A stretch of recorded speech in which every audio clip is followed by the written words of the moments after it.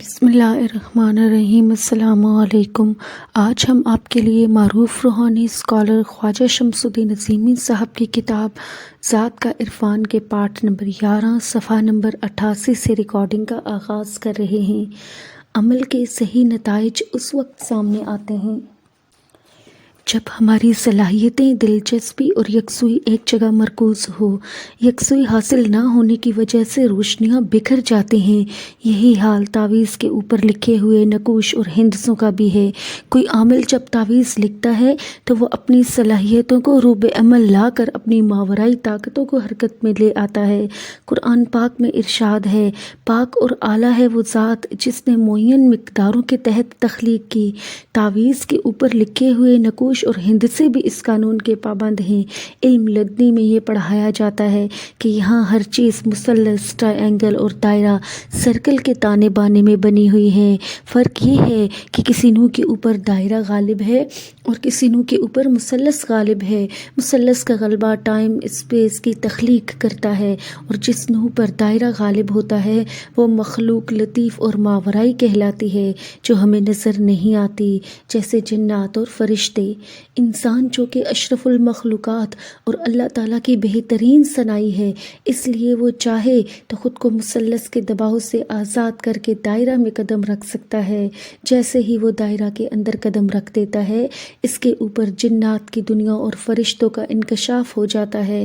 یہی دائرہ اور مثلث تعویذ میں ہندسے بن کر عمل کرتے ہیں جو نقطہ سے شروع ہو کر 9 کے ہندسے پر ختم ہو جاتے ہیں۔ اب ہم مثلث، دائرہ اور نقطہ کی تشریح کرتے ہیں۔ نقطہ ذہن میں ایک لفظ ہوتا ہے، اس میں کوئی لمبائی چوڑائی نہیں ہوتی، بلکہ وہ نقطہ کے تصور کی اصل ہے۔ جب کسی طاقت کو یا کسی عمل کو مضاعف کرنا ہو، مضاعف کرنے سے مراد یہ ہے کہ طاقت یا کسی عمل کی طاقت کو 2 گنا، 20 گنا، 10 گنا، 1,00,000 گنا یا اس سے بھی زیادہ گنا کرنا ہو، تو ایسی صورت میں سیدھی طرف ایک نقطہ لکھتے ہیں، 1 کا ہندسہ۔ اگر یہ طاقت کسی چیز کو کمزور کرنے کے لیے استعمال کی جائے تو ایک لکیر اوپر سے نیچے کی طرف یعنی 1 کا ہندسہ استعمال کیا جاتا ہے۔ 2 کا ہندسہ اگر اس طاقت کو تعمیر اور تخریب دونوں کے لیے استعمال کیا جائے، یعنی صفر کو ختم کرنے کے لیے اور مفید کو تخلیق کرنے کے لیے، تو اس لکیر کے اوپری سرے میں نصف دائرہ بنایا جاتا ہے، اس سے 2 کا ہندسہ بن جاتا ہے۔ 3 کا ہندسہ اگر بہت ساری چیزیں غلط ہیں، ان کو مٹانا ہے اور صرف ایک کو مفید میں تخلیق کرنا ہے تو 2 نصف دائرے سیدھی لکیر یعنی 1 کے ساتھ شامل کر دیے جائیں گے اور یہ 3 کا ہندسہ بن جائے گا۔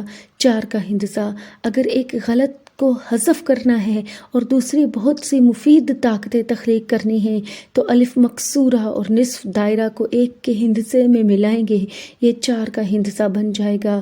5 کا ہندسہ اگر صرف مفرط رساں حالات پیش نظر ہیں اور صرف مشکلات ہی مشکلات درپیش ہیں، یعنی خارجی دنیا سے حوادث پہ در پہ جمع ہو رہے ہیں اور تسلسل کے ساتھ آ رہے ہیں، تو آنے والے واقعات کو روکنے کے لیے دریائے ذہن کی طاقت استعمال کرنی پڑے گی۔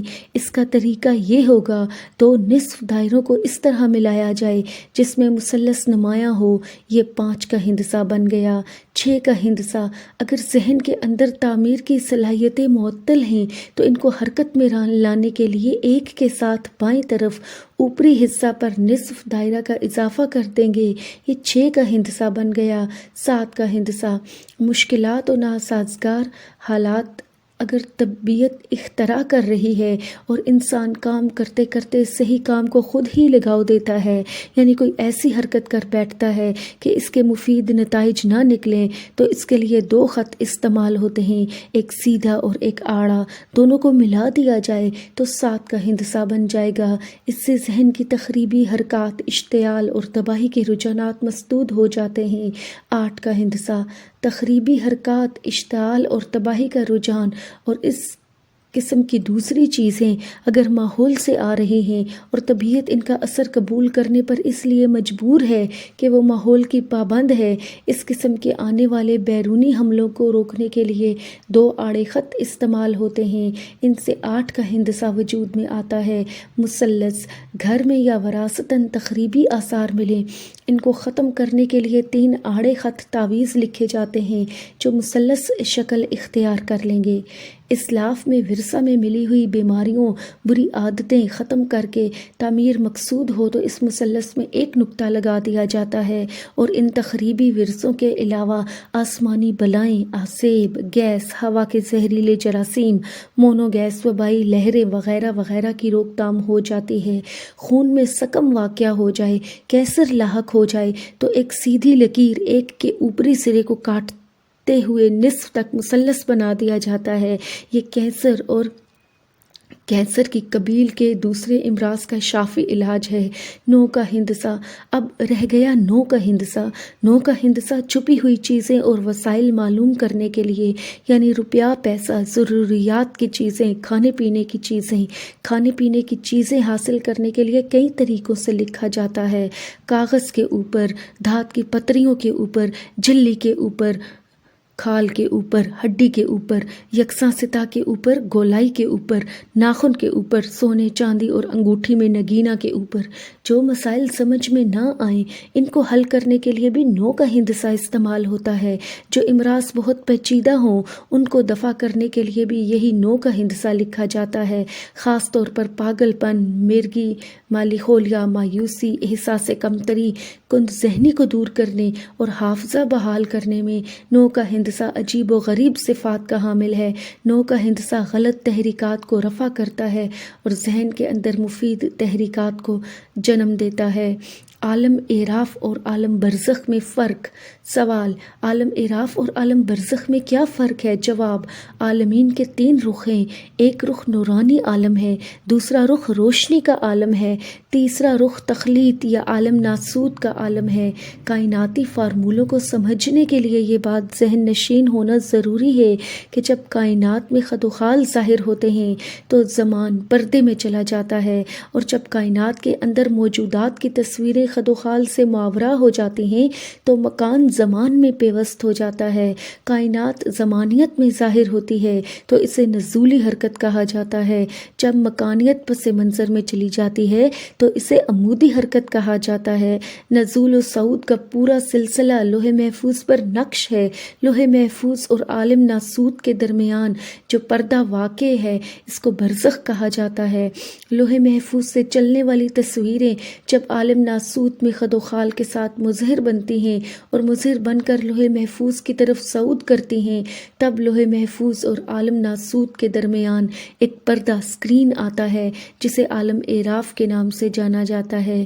ہم اس بات کو اس طرح سمجھ سکتے ہیں کہ خالق کائنات کے ذہن میں یہ بات آئی کہ اپنے تعارف کے لیے ایسی تخلیق عمل میں لائے جس تخلیق میں حافظہ ہو، فکر ہو، بصیرت ہو اور علوم سیکھنے کی تمام تر صلاحیتیں موجود ہوں تاکہ مخلوق اپنے خالق کو پہچان سکے۔ تمثیلاً ہم اس بات کو اس طرح بیان کرتے ہیں: اللہ ایک ذات ہے۔ اس کے ذہن میں خیال آیا کہ ایسی کائنات بنانی چاہیے جو مکمل ہو اور کائنات کے افراد میں ایسے منتخب افراد ہوں جو مجھے پہچان سکیں اور ان افراد کا میرے ساتھ تعلق قائم ہو۔ جب اللہ نے ارادہ کیا تو اللہ تعالیٰ کے ذہن میں جو کچھ جس طرح موجود تھا عمل میں آ گیا۔ پروگرام کا پہلا مرحلہ عالم ارواح عمل میں آیا۔ عالم ارواح کے بعد دوسرا عالم لوح محفوظ وجود میں آیا۔ لوح محفوظ پر کائنات کی ہر حرکت، کائنات اور ہر لمحہ اور کائنات کے اندر جتنی نوعیں ہیں اس نوع کے ہر فرد کی اجتماعی فلم بن گئی۔ پھر اس پروگرام کو حرکت کے ساتھ مظاہراتی شکل و صورت دے دی گئی۔ جس عالم میں کائنات نے نوعی اعتبار سے مظاہراتی خد و خال اختیار کیے، یعنی فلم کی یکجائی پروگرام نوعی اعتبار سے الگ الگ ہو، اس عالم کو عالم مثال یا برزخ کہتے ہیں۔ عالم مثال کی فلم جب انفرادی صورت میں ظاہر ہوئی اور جہاں نوعی پروگرام انفرادی صورت میں نشر ہو رہا ہے، یہ عالم ناسوت ہے۔ عالم ناسوت نزولی حرکت کی انتہا ہے۔ یہاں سے نزولی حرکت صعودی حرکت میں بدل جاتی ہے جسے عالم اعراف کہتے ہیں۔ جنات کی حقیقت۔ سوال: بھوت، پریت، آسیب اور ڈائن وغیرہ کے الفاظ عام طور سے بولے جاتے ہیں لیکن اس کی تحقیق کی طرف کسی نے دھیان نہیں دیا۔ یہ سب بالآخر ہیں کیا؟ جواب: آپ نے قبرستان میں دیکھا ہوگا کہ جب قبر تختوں سے بند کر دی جاتی ہے تو میت کے ساتھ جانے والے سوگوار ہاتھوں میں مٹی لے کر قبر کے اندر ڈالتے ہیں۔ مذہب کا کوئی عمل لا معنی اور زائد نہیں ہو سکتا۔ مٹی ڈالتے وقت جو آیت تلاوت کی جاتی ہے وہ بھی اپنے مفہوم کے اعتبار سے انتہائی توجہ طلب ہے۔ انسان 3 پرت کا مجموعہ ہے، ہر پرت متعین صاف رکھتا ہے۔ ہم ان پرتوں میں سے ایک پرت کو ہمزاد، ہیولی، ہیلر، جسم، مثالی اور نسمہ کہتے ہیں۔ جس وقت گوشت پوست کے آدمی کو قبر کے اندر اتارا جاتا ہے اس وقت نسمہ بھی اس کے ساتھ چپکا ہوتا ہے، اور چونکہ وہ باشعور، باصلاحیت اور با اختیار ہوتا ہے اس وجہ سے فرشتے ایک خاص انتظام کے تحت اس بات کی نگرانی کرتے ہیں کہ یہ نسمہ راہ فرار اختیار نہ کر لے۔ بعض انسان نسمہ اتنے چالاک ہوتے ہیں کہ وہ فرشتوں کو چکمہ دے کر اعراف کی حد بندی سے آزاد ہو جاتے ہیں۔ اس عمل سے ان کی کوئی جائے قیام متعین نہیں ہو پاتی اور وہ آوارہ اور در بدر کی ٹھوکریں کھاتے پھرتے ہیں۔ طبیعت میں شرارت کی وجہ سے لوگوں کو پریشان اور ہراساں کر کے خوش ہوتے ہیں۔ ان کو ہمیشہ ایسے لوگوں کی تلاش رہتی ہے جو دماغی اعتبار سے کمزور ہوتے ہیں۔ جب وہ یہ دیکھتے ہیں کہ اس آدمی کے نسمہ میں قوت مدافعت نہ ہونے کے برابر ہے تو یہ ان کو اپنا معمول بنا لیتے ہیں۔ دماغی عارضہ، مالی خولیا وغیرہ بھی نسمہ میں قوت مدافعت نہ ہونے کی وجہ سے ہوتے ہیں، لیکن ان بیماریوں کا سایہ آسیب سے کوئی تعلق نہیں۔ عرض یہ کرنا ہے کہ نوح انسانی نے نادیدہ مخلوق جنات کو بدنام کرنے کے لیے یہ ڈھونگ رچایا ہے کہ انسان کے اوپر جن سوار ہو جاتا ہے۔ انسان کے اوپر جن نہیں بلکہ خود انسان بھٹکا ہوا نسمہ سوار ہوتا ہے۔ نوع اجنا کے حق میں انسان کی یہ بہت بڑی زیادتی اور ظلم ہے کہ بغیر تحقیق کے پوری نوع کے اوپر بہتان تراشی کی جائے۔ میں نوع جنہ سے واقفیت کی بنا پر یہ بات یقین کے ساتھ عرض کرتا ہوں کہ جنات ہم انسانوں سے زیادہ سنجیدہ، رحم دل، ہمدرد، ایثار پیشہ اور غمخوار ہوتے ہیں۔ جنات کے بارے میں اس قسم کی جتنی کہانیاں مشہور ہیں ان سب کے راوی ایسے انسان ہیں جو احساس کمتری میں مبتلا ہیں۔ ہوتا یہ ہے کہ جب ہم کسی مسئلہ کو حل نہیں کر سکتے تو اس کے لیے قیاس کو استعمال کر کے غلط فیصلہ صادر کر دیتے ہیں۔ موت کیا ہے؟ عرف عام میں جسے ہم مرنا یا مردہ ہونا کہتے ہیں اس کے بارے میں یہ سمجھا جاتا ہے کہ انسان مرنے کے بعد اپنی صلاحیتوں کو کھو بیٹھتا ہے، حالانکہ ایسا نہیں ہے۔ واقعہ یہ ہے کہ بیداری مرنے کے بعد ہوتی ہے۔ موت بظاہر بھیانک لیکن باطن اس قدر خوشنما اور حسین شے ہے کہ جس کے اوپر 1000 جانیں قربان کی جا سکتی ہیں۔ انسانی زندگی میں موت ہی ایسا عمل ہے جس کو حاصل زندگی قرار دیا جا سکتا ہے۔ مرنے کے بعد انسان زمان و مکان کی قید سے آزاد ہو کر تصور اور خیال کی رفتار سے سفر کرتا ہے۔ اس کو نہ ہوائی جہاز کی ضرورت پیش آتی ہے اور نہ خلائی جہاز، اسپیس شپ کی۔ اس کی وجہ خفیہ صلاحیتیں جو بیداری میں اس کے لیے اینجل تھی سب کی سب بیدار ہو جاتی ہیں۔